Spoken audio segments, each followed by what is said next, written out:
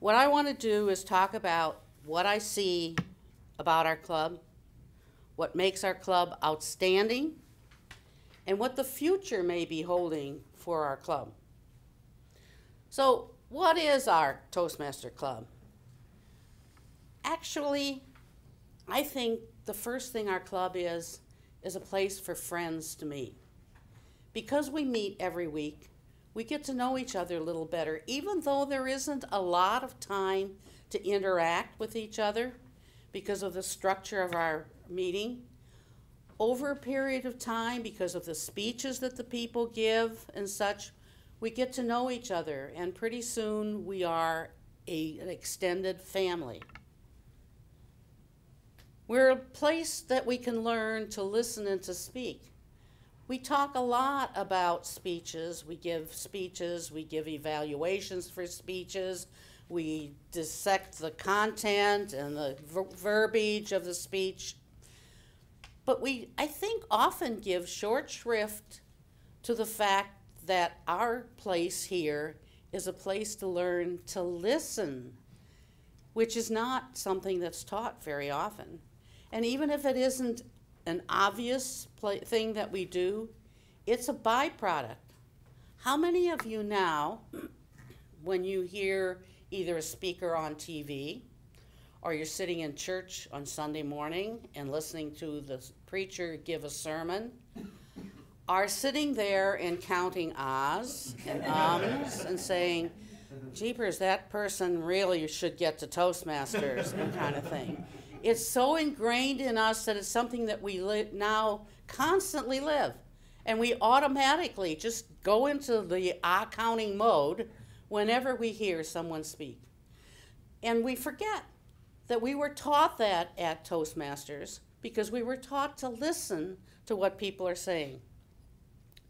The other thing that this club is a very safe environment for learning. And we've had some really wacky things. Don't sing again. You know, kind of thing. But it's a place where you can step out of that and nobody's going to think any less of you. In fact, what you're probably saying to yourself, yes, I'd never have the courage to try to do that kind of thing. But you know that you can do it safely within this environment without being chastised for trying something that probably you shouldn't be doing again. But anyway. So, what makes our club really good and outstanding? I mean, because there are a lot, we know, there are lots and lots and lots of Toastmasters clubs. But we are really unique. We have, and it's all due to you, the members of this club. The humor. I don't think that anybody who doesn't have a sense of humor would give a second thought of coming back to this group. I know that there was a time in which, and we actually lost, I think, a couple of members once because we kind of zing each other. A lot of us have this kind of humor that's a little on the sarcastic side, but we know each other, and we take it in the spirit in which it was given.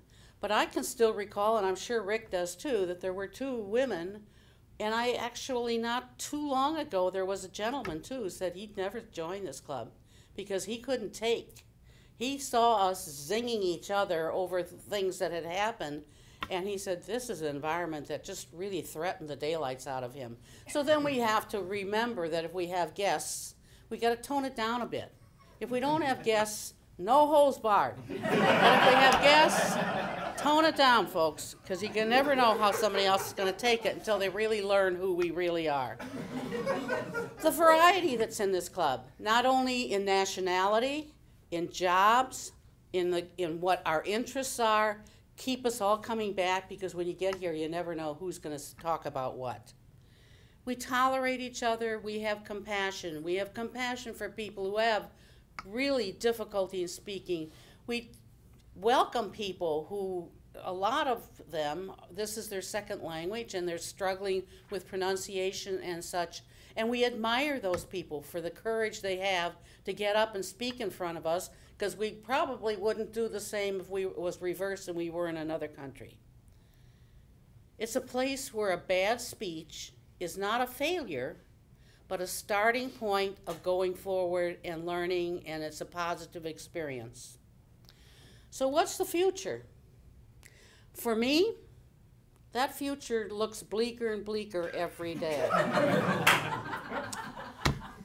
I come here and there are 3 people doing one, and Jeff, you were the one that did Greg, your PowerPoint presentation was just absolutely blew my mind away.